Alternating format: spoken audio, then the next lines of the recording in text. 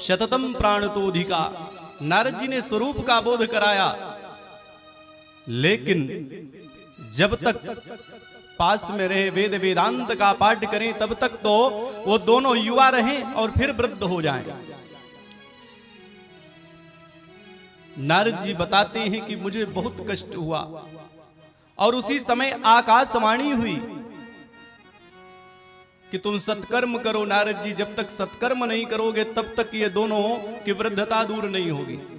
अब ये सत्कर्म क्या है वही जानने के लिए मैं भटक रहा हूं दर दर पर। ये सत्कर्म क्या है मुझे बताओ, सनत कुमारों से कहा। सनत कुमार मुस्कुराए और सुंदर बात कही कि सत्कर्म सोच को नूनम ज्ञान यज्ञो स्मृति बुधई श्रीमद्भागवतालापः सतुगीतः शुकादिभिः।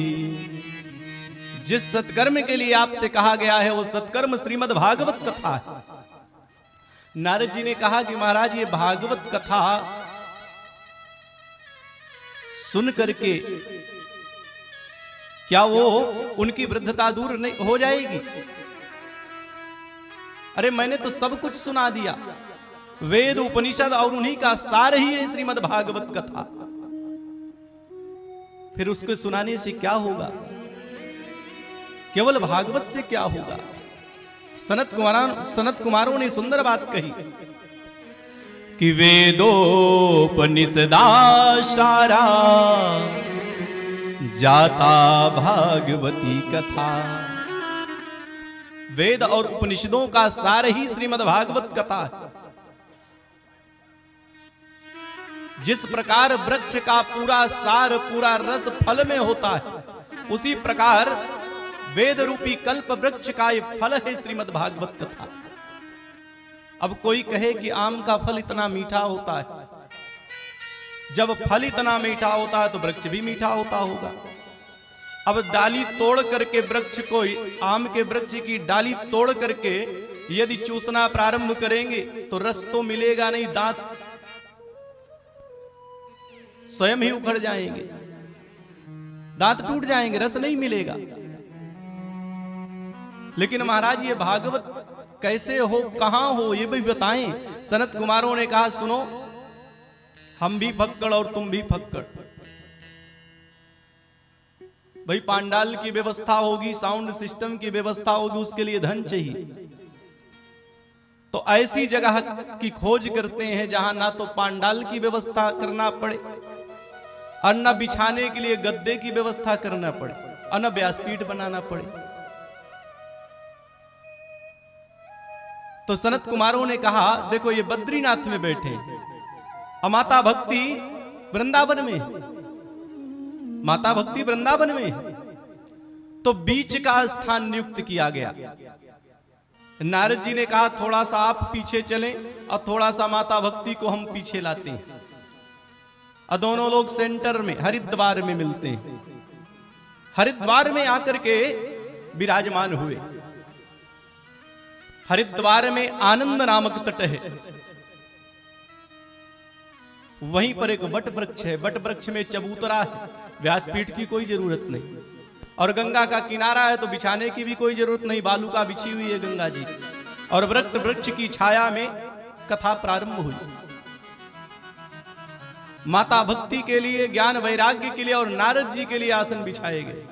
प्रधान रूप से नारद जी बैठे और भागवत का रस प्रवाह बहा। कहते हैं भागवत की कथा सुनने के लिए बड़े बड़े संत महात्मा, भागवत में तो यहां तक लिखा है कि स्वेदज अंडज जरायुज उद्भिज, बड़े बड़े संत महात्मा, यहां तक कि देवता और वृक्ष भी, पशु पक्षी भी भागवत की कथा सुनते हैं।